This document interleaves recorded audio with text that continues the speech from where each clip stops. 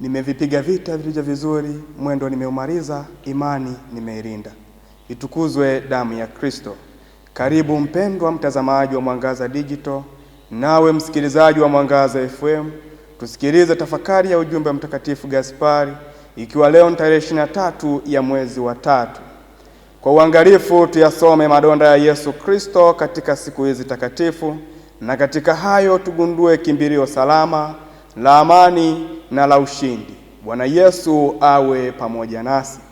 Wapendwa ndugu zangu katika Kristo, kwa roho ya ibada na unyenyekevu tunatafakari neno la kiroho la Mtakatifu Gaspari linalosema kwamba kwa uangalifu tuyasome madonda ya Yesu Kristo katika siku hizi takatifu, na katika hayo tugundue kimbilio salama la amani na la ushindi. Bwana Yesu awe pamoja nasi. Ndugu zangu wapendwa, katika ujumbe huu Mtakatifu Gaspari del Bufalo anatualika kufanya jambo la kiroho na la kina sana, kutafakari madonda ya Bwana wetu Yesu Kristo, hasa katika siku hizi takatifu za mateso ya Bwana. Kanisa linatualika kutazama msalaba na kuona si mateso tu, bali siri ya wokovu, amani na ushindi wetu. Ndugu zangu wapendwa, kupitia ujumbe huu tunapata mambo makuu matano ya kujifunza. La kwanza, madonda ya Kristo ni ishara ya upendo wa Mwenyezi Mungu. Tunapotafakari madonda ya Yesu, tunakumbuka jinsi alivyoteseka kwa ajili yetu, lakini tukumbuke kwamba mateso hayo yalitokana na upendo wake mkubwa kwa wanadamu. Biblia takatifu katika kitabu cha nabii Isaya sura ya 53 aya 5 anasema, alichomwa kwa makosa yetu na kwa kupigwa kwake sisi tumepona. Ndugu zangu, madonda ya Kristo yanatukumbusha kwamba Mwenyezi Mungu anatupenda sana. Katika kila jeraha la Yesu tunaona sadaka ya upendo kwa ajili ya wokovu wetu. 2, tunajifunza kwamba madonda ya Bwana wetu Yesu Kristo ni kimbilio salama. Mtakatifu Gaspari del Bufalo, padre na mwanzilishi wa shirika la misionari wa damu azizi ya Yesu, anasema katika madonda ya Yesu tunapata kimbilio salama.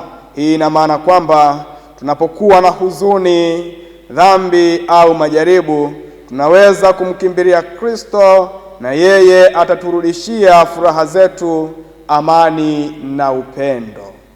Biblia inathibitisha haya kutoka katika mwinjili Mathayo sura ya 11 aya 28 anaposema, njoni kwangu ninyi nyote msumbukao na wenye kulemewa na mizigo, nami nitawapumzisha.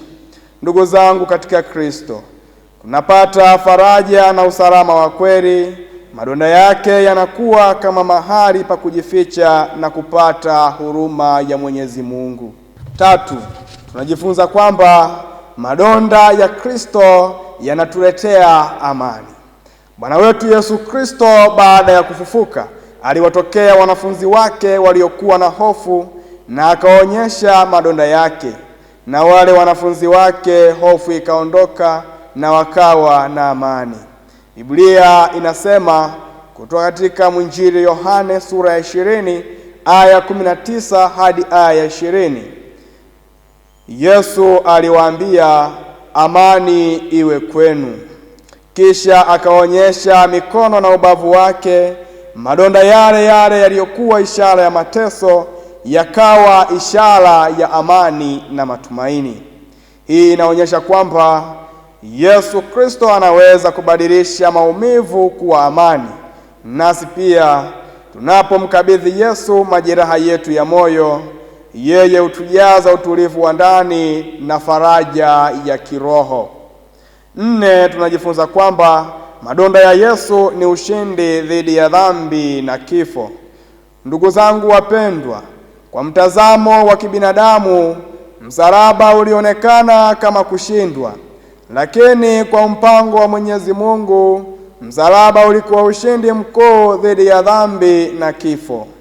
Wakolosai sura ya 2 aya 14 hadi aya 15 anasema, akiisha kuifuta ile hati iliyoandikwa ya kutushtaki kwa hukumu zake, iliyokuwa na uadui kwetu, akaiondoa isiwepo tena, akaigongomea msalabani, akiisha kuzivua enzi na mamlaka na kuzifanya kuwa mkogo kwa ujasiri, akizishangilia katika msalaba huo. Hivyo ndugu zangu wapendwa katika Kristo, nawe mtazamaji na msikilizaji, madonda ya Yesu si ishara ya kushindwa, bali ni alama ya ushindi wa Mwenyezi Mungu.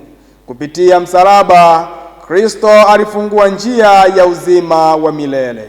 Tunaitwa kutafakari msalaba kwa moyo wa imani. Kutafakari madonda ya Yesu kunatualika pia kubadilisha maisha yetu. Tunapoona jinsi Bwana wetu Yesu Kristo alivyotupenda, tunaitwa kumpenda zaidi na kuishi kulingana na mapenzi yake. Waebrania sura ya 12 aya ya 2 anasema, tukimtazama Yesu mwenye kuanzisha na mwenye kutimiza imani yetu, ambaye kwa ajili ya furaha iliyowekwa mbele yake alivumilia msalaba. Hii ina maana kwamba tunapaswa kumtazama Yesu msalabani ili tuimarishe imani zetu na kupata nguvu ya kuendelea katika maisha ya Kikristo.